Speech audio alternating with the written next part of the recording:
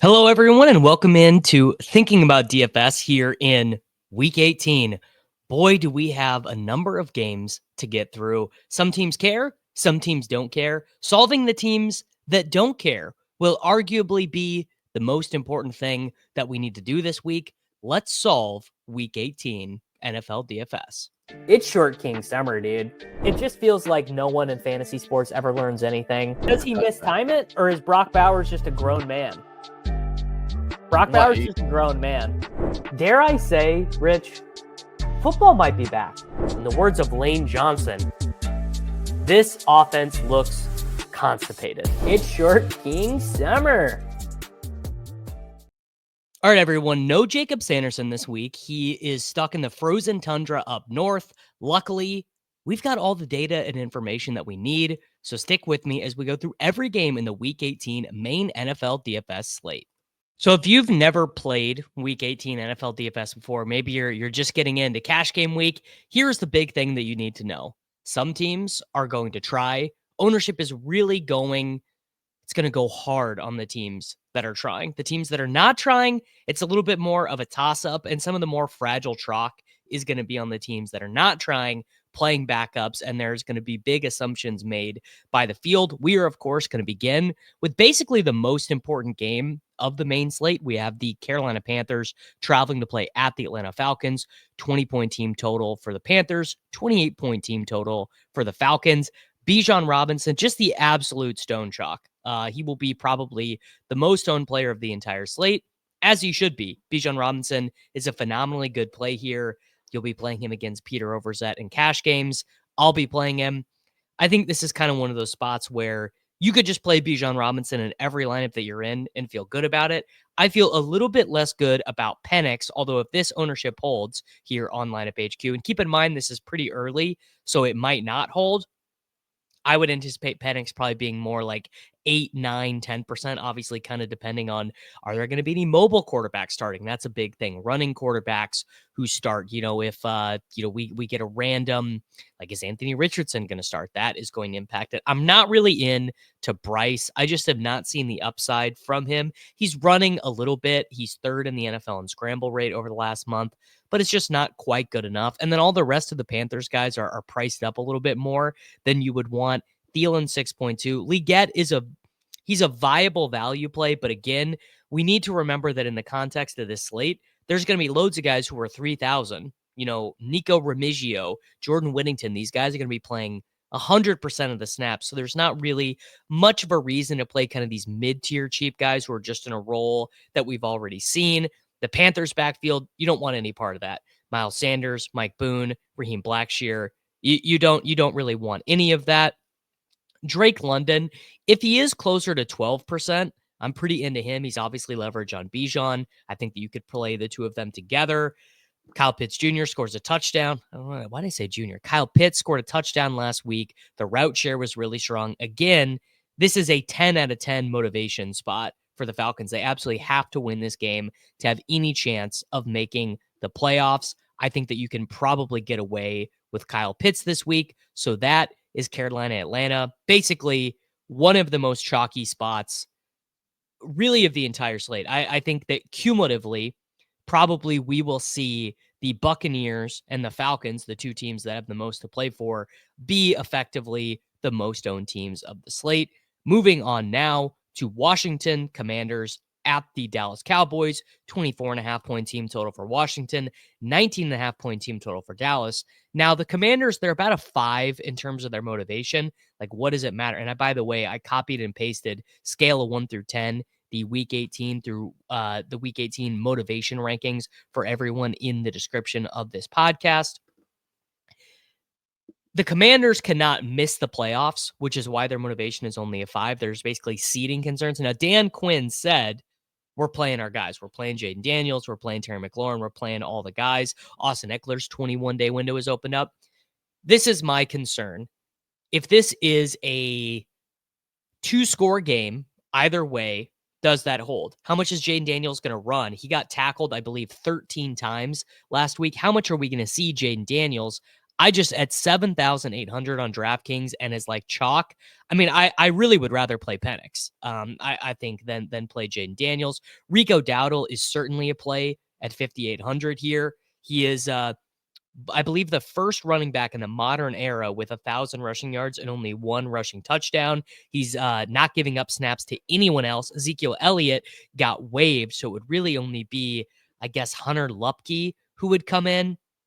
McLaurin, I'm not as much of a fan of at 6,800. I think you're probably better off with Zach Ertz, 2 touchdowns last week. And I can't believe I'm saying this, but I think Olamide Zaccheaus might be a play as well. I know that, look, I know that sounds crazy, but I really think he might be. The role has been very strong. He's had over an 80% route share, and he has had over a 20% targets per route run. So that is really strong. The secondary Cowboys guys, Tolbert, Turpin, Brandon Cooks without CeeDee Lamb. It's just not necessary on this slate is ultimately what you'll realize when you go to build lineups is you'll realize that these mid-tier chalk plays basically are just not necessary at all. I think we should move on now to a game that also has weird motivations. The Chicago Bears at the Green Bay Packers. The Packers are like locked into the playoffs. There's some small seeding stuff that they can deal with. So we've got Josh Jacobs at 8,100. To be honest, I don't particularly love that. We've got Jordan Love at 6,100 when they're going to be a huge favorite. We have the Bears wide receivers who, depending on how the Chicago coaching staff decides to do things, could end up being important or could end up being super irrelevant. So I think what I'm hoping is that maybe Keenan doesn't play. Maybe one of the running backs doesn't play, or maybe Josh Jacobs gets rested here. Maybe they say, Josh, great season. We are going to play Jordan Love because we want to get into the rhythm. Christian Watson probably needs to run some routes against live action, but maybe we get Jacobs sitting here. If Jacobs sat, I think you'd be really into Emmanuel Wilson. If DeAndre Swift sat in this game, and again, I don't know why the Bears would either play guys or why they wouldn't play guys, if that makes sense. Like they've been eliminated from the playoffs for months. So what does it really matter? Tucker Kraft has seen a pretty big reduction in his snap share, his route share, his target share since the return of Luke Musgrave. I'm probably not playing. Honestly, I think it would be unlikely, even with the relatively healthy team total of 25.5. I think the only Packer I'm super interested in would be a running back. That really, I think, would be the only thing you'd want to play, whether that be Jacobs or whether it be Emmanuel Wilson or Chris Brooks. We'll get that information on Sunday. The Packers just do not pass enough. Their passing tree is not condensed, right? It's the opposite of condensed. Like everyone just gets like 4 to 6 targets. That's the way the whole thing goes. So I think that I think this is mostly just a game that we can pass up for fantasy football. Moving on now to the Jacksonville Jaguars at the Indianapolis Colts. This is another game where we have very interesting motivations. The Colts basically kind of should want to win. It'll kind of depend based on what's going to happen. Oh, actually, I'm wrong. I just double checked. They are completely eliminated. So you then have the question, what happens with Anthony Richardson? What happens with Jonathan Taylor? They are now eliminated because they lost that game to the Giants. Of course, Davis. Of course, they lost to the Giants. I guess in my mental math was just that obviously why wouldn't they beat the Giants? I was just already doing that, thinking about my playoff best ball bags for the for the Cincinnati Bengals. Brian Thomas Jr. for the Jacksonville Jaguars. They do have a team total of 20.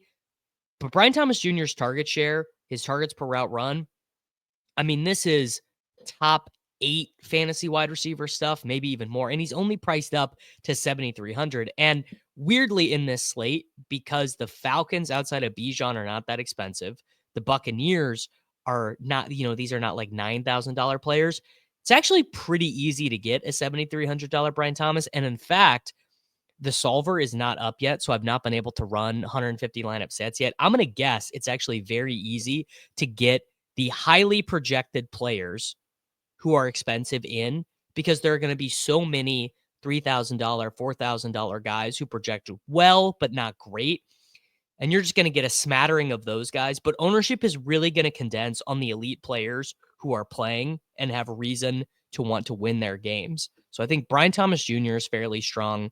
I'm probably off of the Jonathan Taylor situation this week. I would actually be surprised to see 4 good quarters from him. I'd be pretty surprised to see 4 good quarters from Anthony Richardson. I think internally in Indianapolis and Jacksonville, they've sort of already made their decisions about how they're going to move forward. I don't think there's any result from this game that could make Shane Steichen have his job or not have his job.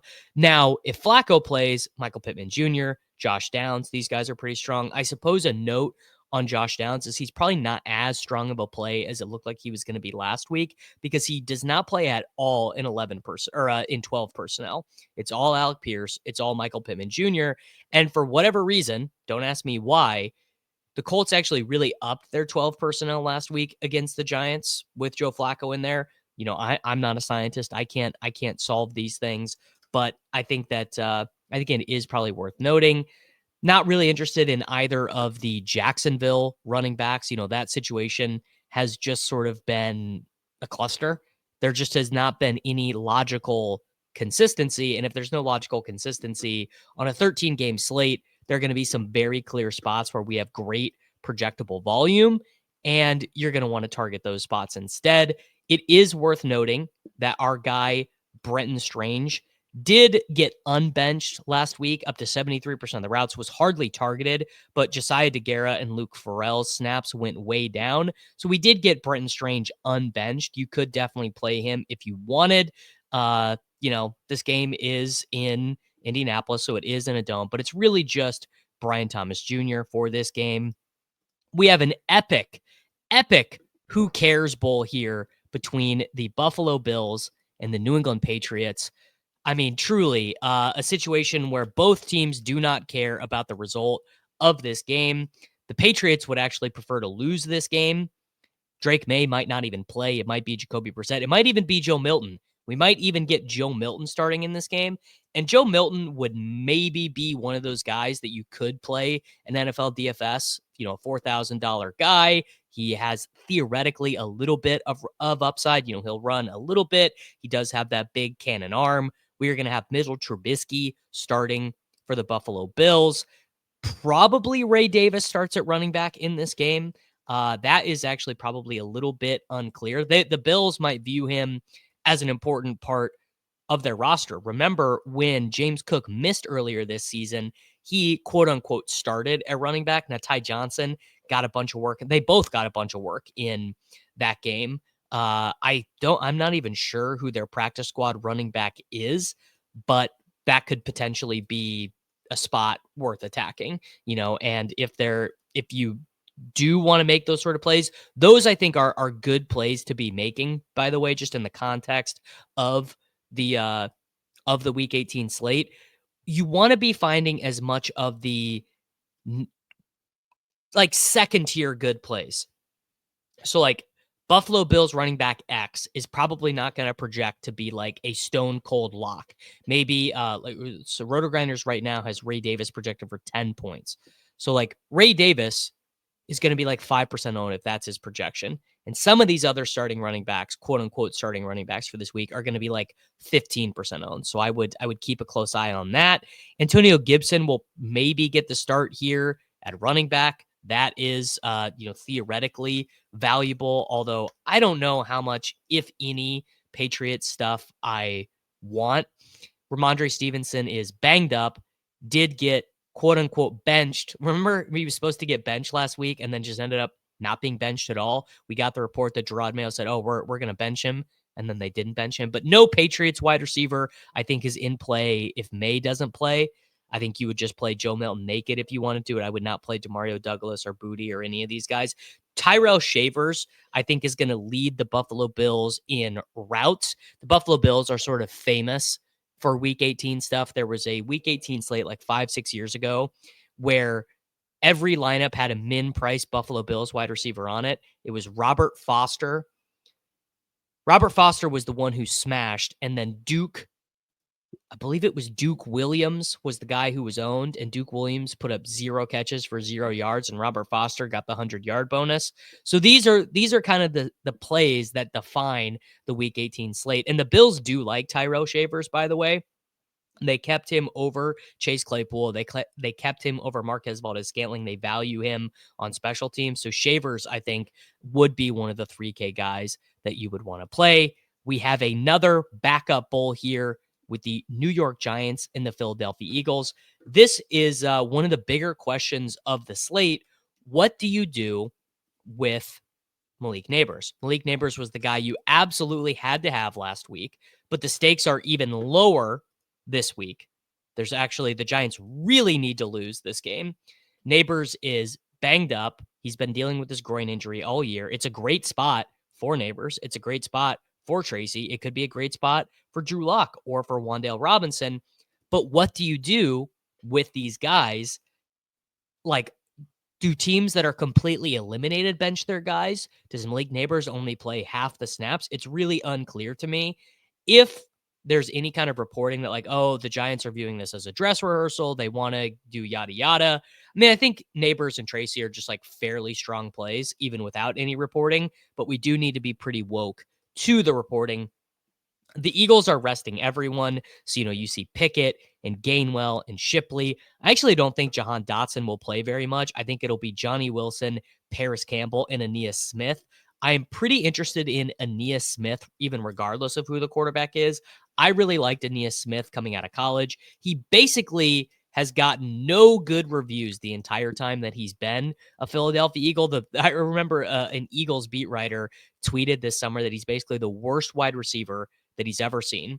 But this is a guy in college who had 72 rushing attempts, 4 rushing touchdowns, in addition to 180 receptions. He was also an unbelievably good punt returner, led the SEC in punt returns, punt return yards, and punt return touchdowns on multiple occasions, was a kick returner as well. I think Aeneas Smith, based on how I watch football, I think he's good.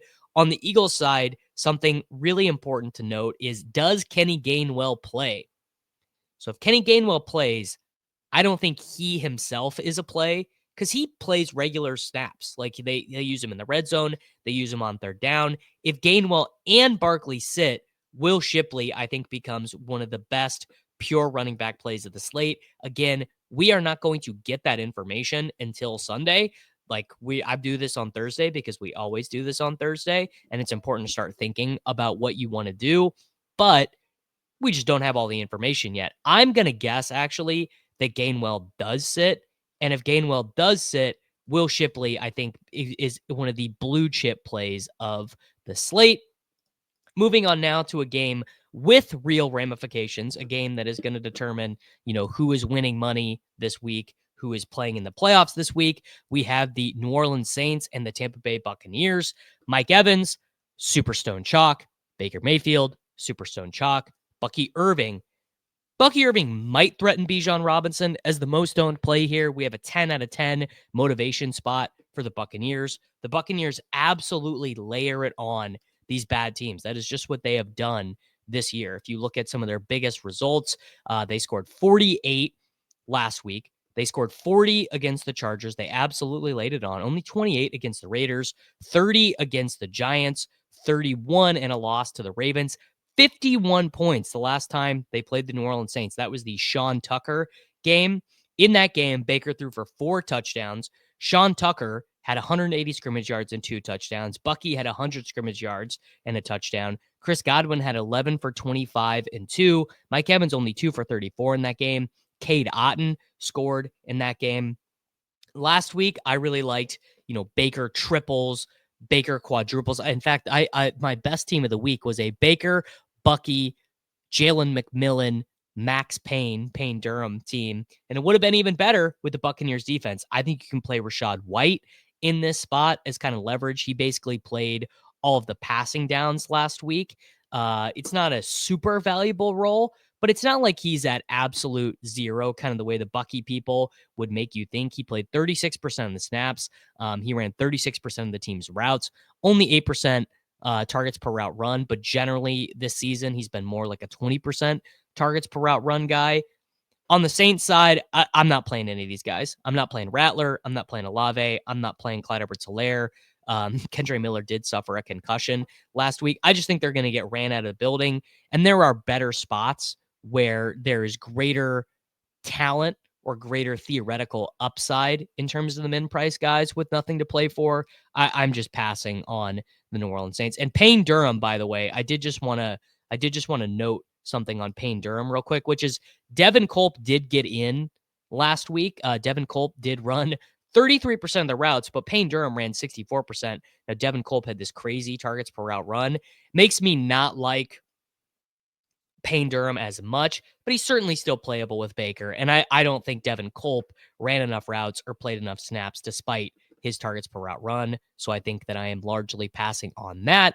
Another game with absolutely no ramifications and absolutely miserable offenses, but we do have a potential play here. We have the Houston Texans and we have the Tennessee Titans. This game, the Houston is absolutely locked into their seeding. Tennessee, nothing to play for. Tennessee would rather lose, but Tony Pollard is sick and has an ankle injury. He does have some contract incentives to play for. I doubt we see him play very much in this game, if at all. And Tajay Spears suffered a concussion. So here's our first potential huge chalk bust running back. We have Julius Chestnut, who is $4,000. He is going to be the lone running back active. He last week after Spears went out, 37% of the snaps, only got 7% of the rush attempts, did get 4% of the targets. I mean, Julius Chestnut is not a very good player, but these are the sort of deals with the devil that we have to make in week 18 to play this beautiful game that we love. The Titans side of the ball, again, I mean, if the Texans, one thing I will note, if the Texans go full backup, so they say Stroud's not playing, Nico's not playing, Mixon's not playing, Pierce isn't playing, like they go all backups. Well, a backup bowl with the Mason Rudolph offense, I mean, maybe that's a little bit more interesting. There was a report this week that Will Levis and Mason Rudolph are splitting reps in camp one-on-one. Not particularly great to split the reps one-on-one or 1v1. You know, they're each getting 50% of them. I am a dog to play a single Texan in any of my lineups. Maybe I would play the Texans defense or something. I suppose if Damian Pierce gets the start and Mixon isn't active, and if Dare Ogunbowale isn't active, I think that, I don't know, Damian Pierce at 5,400 at 10% ownership versus Julius Chestnut at 4,000 and 25% ownership. You could probably talk me into playing some of the Pierce side. But again, you know, we just don't know who is going to be active, and there will be spots where it gets really clear. Like, for example, Chestnut is a spot where it's very clear. He is going to get most of the rushes, maybe even 80% of whatever rushes the Titans have at home here. But this is basically, I think there are like 1.2 playable players in this game, with Chestnut being playable and potentially a Texans running back, but this is a bad game for fantasy. Another game with two eliminated teams, the San Francisco 49ers at the Arizona Cardinals. I suppose the big note here is that Brock Purdy is not going to be playing, and it's going to be Josh Dobbs, but it's not because he got benched. It's not because Purdy got benched. Purdy is injured. So how does that correspond to the rest of the team? Is George Kittle playing? Is Deebo Samuel playing? Is Isaac Urendo playing? Or are they going back to Patrick Taylor Jr.? Is Ricky Pearsall going to play? Or is this going to be Jacob Cowing, Chris Conley, Patrick Taylor Jr.? Like, does Kyle Spellcheck play? You know, kind of sounds crazy, but Juszczyk being in or out is a fairly big deal for the 49ers because of the roles that he has played. You know, we have seen, you know, Kyle Spellcheck is going to get like third downs. He's going to run a bunch of routes. Like, he's going to play a bunch of snaps. And the peripherals for Deebo and Kittle last week, and not Deebo, Juwan Jennings and George Kittle, you know, 26% of the targets last week for Juwan Jennings. I would play Jennings even with Dobbs. I think you could actually play Dobbs himself. He's 4,000. He runs a little bit. He's got a good offense surrounding him. You know, it's not as if these are not good players. So if Dobbs just gets to run the full 49ers offense, I'm pretty into him. I'm fine with Trey McBride. I'm probably not going to play a $6,000 Kyler Murray here.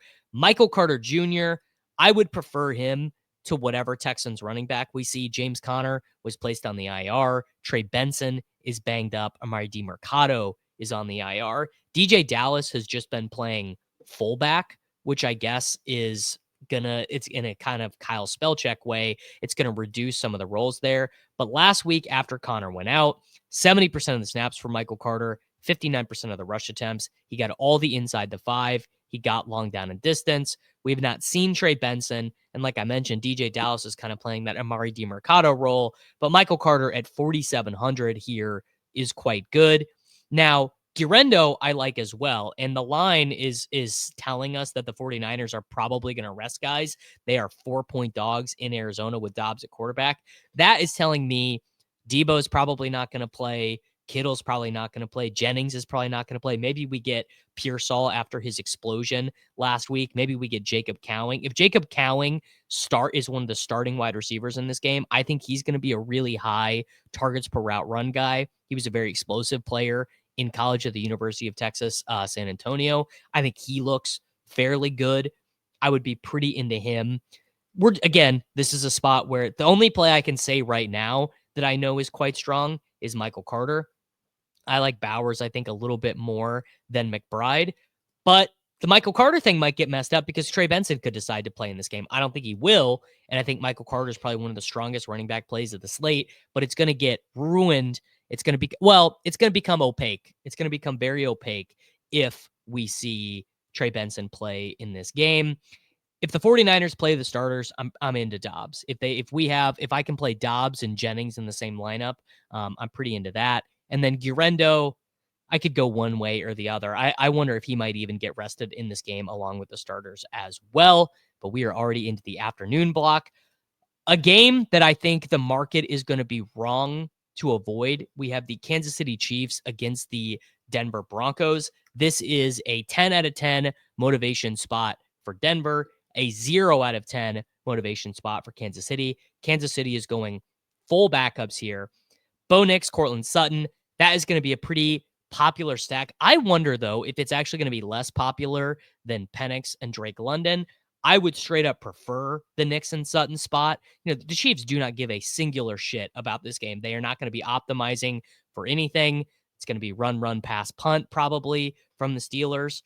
Now, we're going to talk about Chiefs backup players here in a second. But Nix and Sutton, and I think, by the way, you can play Marvin Mims. I think there's going to be this trend in fantasy football analysis and in, honestly, best ball analysis this next summer to kind of write off what Marvin Mims has done. He's still not running 50% of the routes, but his targets per route run is the highest on the team. He's getting rush attempts. And generally speaking, what happens with young players, and this has not always been true under Sean Payton, but generally speaking, what happens with young players is good play gets rewarded.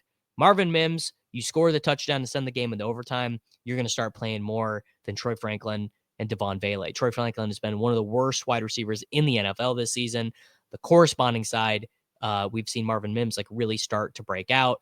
Not really into any of the Broncos running backs. There's just been absolutely no consistency in the roles. Look at these snap shares from the last 2 weeks. Javonte, 0% of the rushing attempts last week. Jaleel comes back, plays 23% of the snaps, but gets 37% of the rushes. Estime gets 33%.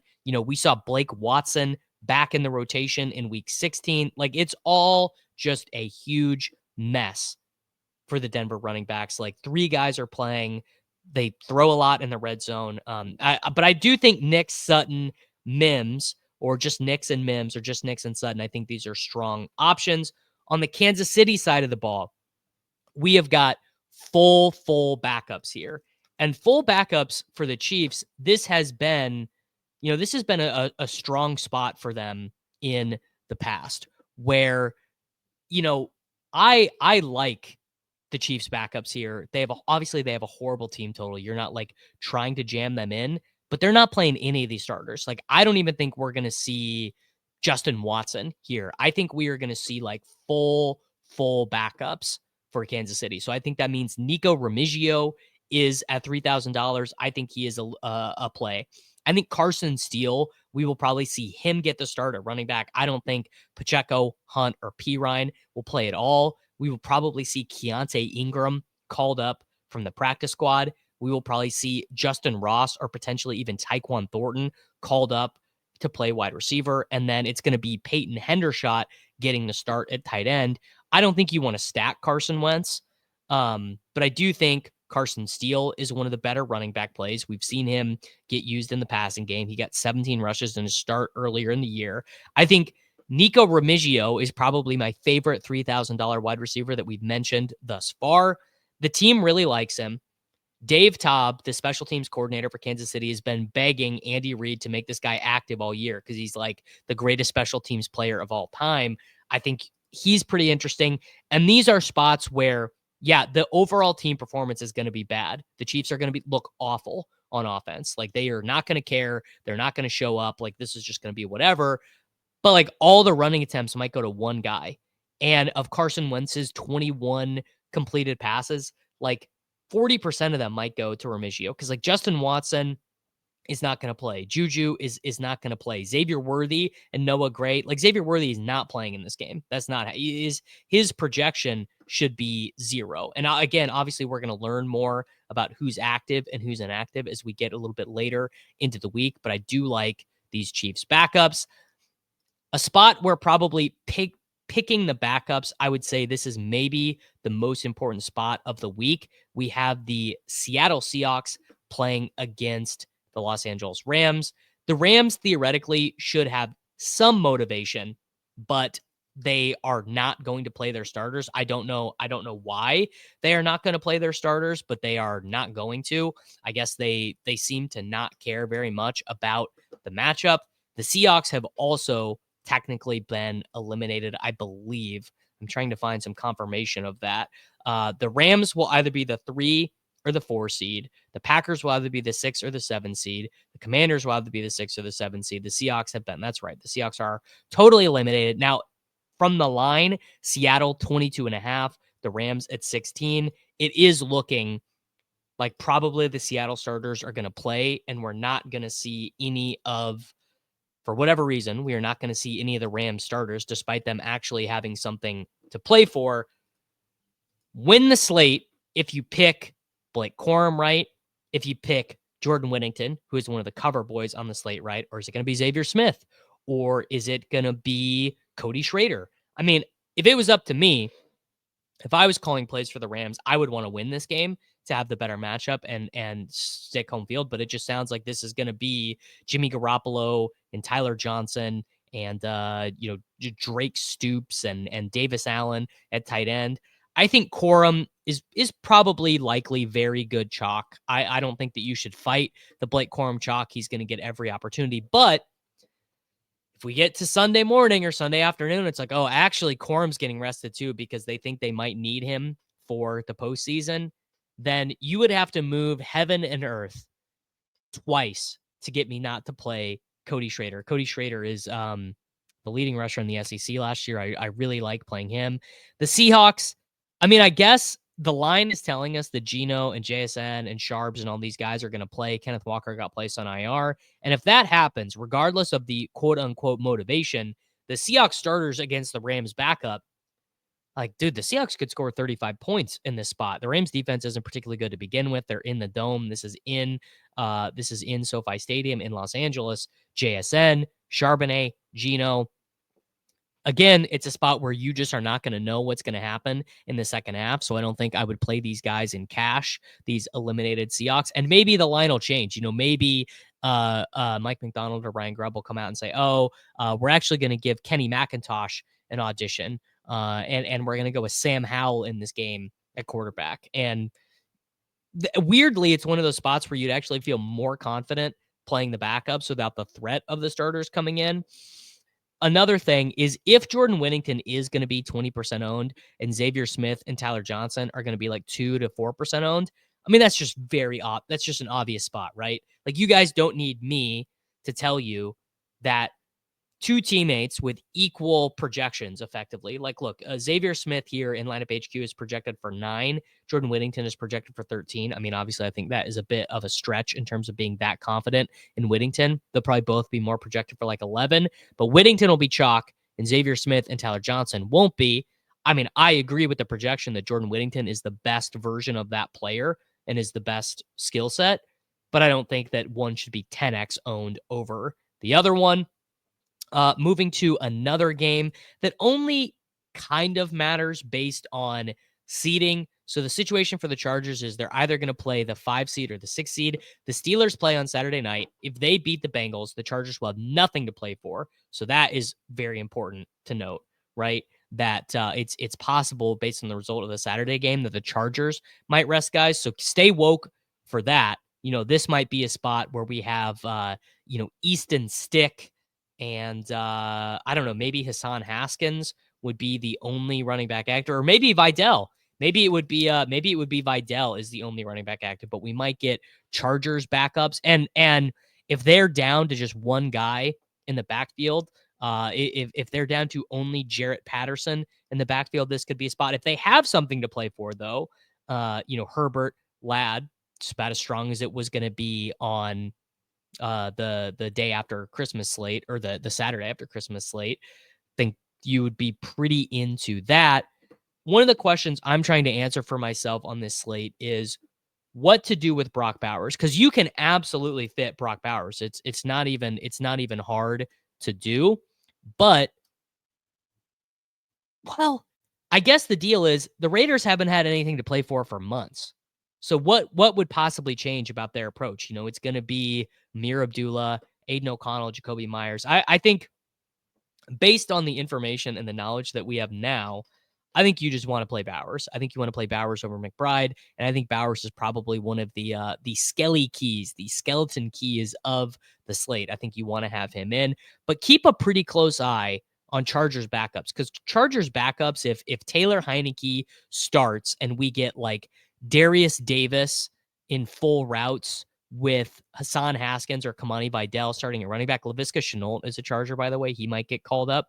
The Cash Game King might be putting Laviska Shenault in his shell. And you'll have plenty of time to know about this because that game is going to happen on Saturday. So that'll be reflected in projections. Keep an eye there. And then if the game does matter, Dobbins' role last week was pretty strong. Did lose some third downs, but is pretty involved in their red zone offense. And Amir Abdullah, I think at 5,100, he'll end up being a little bit of a forgotten play here. He scored over 17 points per game on DraftKings in the last 3 weeks, but because nothing has changed in the Raiders' circumstances, we might just not see him at all. Then our final game of the main slate, another spot where the Dolphins do need to win, but they play at the same time as Denver. They need Denver to lose. This would probably be a scoreboard watching situation. Who the fuck knows what's happening with the New York footballing Jets, right? We've got Devontae Adams with a really strong projection. I just don't know how good I feel about that. Tyler Huntley is reportedly starting this game at quarterback. Devin Achane got it wasn't a benching last week at halftime. They just decided to stop trying, and they were giving Jeff Wilson Jr. carries. He only played 53% of the snaps. We got Mostert in there. Wright barely played. Jeff Wilson Jr. playing instead of Jalen Wright.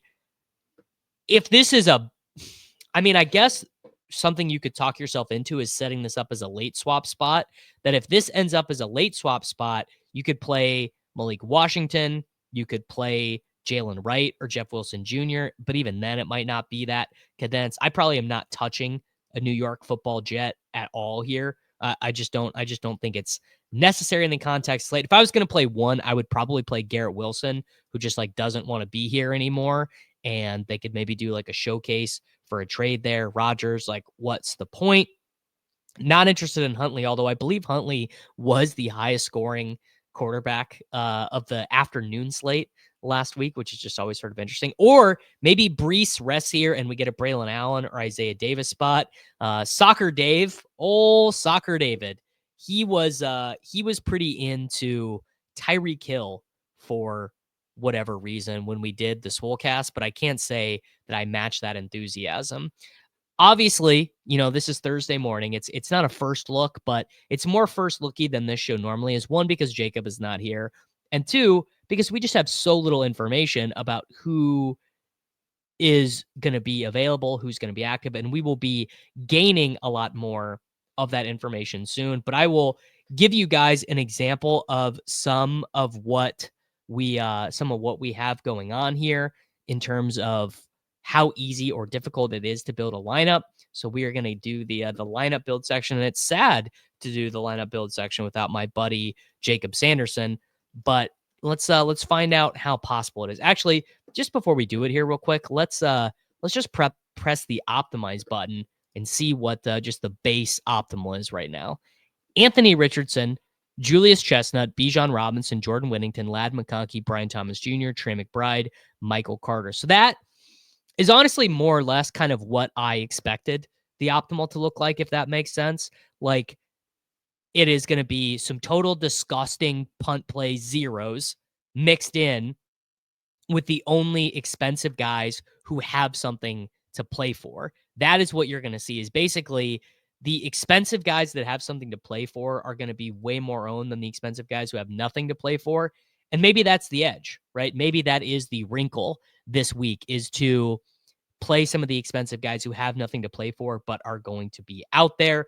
Let's begin with my favorite stack of the week. We're going to do Baker Mayfield, Mike Evans, and then I'm going to put Bijan Robinson in, and we are going to see what we can cook. Let's go Carson Steele instead of Michael Carter. Let's go Nico Remigio, and let's see if we can do this with Bowers. So we have got 4,067 left per slot. Let's find our defense. Defense, by the way, going to be a pretty big driver. There's going to be a lot of bad quarterback play this week. The Texans against the Titans, I don't love. Let's see if we can go a little. Oh, Seahawks defense, probably playing their starters against Jimmy Garoppolo, 2,900. We now have 4,650 left per slot. This is a great spot to do one of the Rams wide receivers. But instead of Jordan Whittington, we've already got the very chalk combo of Baker and Evans. We already have super chalk Bijan. Let's do Xavier Smith, who was one of the best wide receivers, by the way, in the preseason. This is actually very analogous to a preseason slate, by the way. It's just kind of how it looks. It's an informational game as opposed to a sort of a skill game. And I skipped past this when talking about the Washington Commanders, but this is quite a good spot for Brian Robinson Jr., who is probably going to be getting who's going to be getting Austin Eckler back in the postseason. His 21-day window was activated. But we are going to do the gold star plays. Maybe I should have texted Jacob for his in absentia, but I will give you guys a couple gold star plays. The first one is going to be Bowers over McBride. The second one is going to be a Rams punt wide receiver. Could be Jordan Whittington, could be Xavier Smith, could be Tyler Johnson, but I think these guys are kind of one of the keys of the slate. And then I will give you Carson Steele as a pivot point to Michael Carter, although I quite like Michael Carter as well. I think that we could see Carson Steele get like 25 touches in this game. I think they could really end up using him. So the gold star plays are Bowers over McBride, Rams punt wide receivers, and Carson Steele. And actually, I'll just, I will say additionally on top of that, the Baker Evans stack, I basically don't care how chalky it gets, particularly in large field stuff. Like, even if Baker is 22% owned and Mike Evans is 33% owned, I think that you still probably want to have those guys at or above the field. I just think it's a tremendously good spot. Guys, that was a solo thinking about DFS this week. Jacob missed out, and we're sad for him. John Daigle, by the way, is out of the country, so he was not able to fill in. If you guys have any questions about the Week 18 slate, feel free to ask them in the comments below. Please like the video. Consider joining the channel. Subscribe to the channel, obviously, but consider joining the channel as a member to come hang out in Discord. And as always, we'll be back next week. It's Short King Summer, dude. It just feels like no one in fantasy sports ever learns anything. Does he mistime it, or is Brock Bowers just a grown man? Brock Bowers is just a grown man. Dare I say, Rich, football might be back. In the words of Lane Johnson, this offense looks constipated. It's Short King Summer.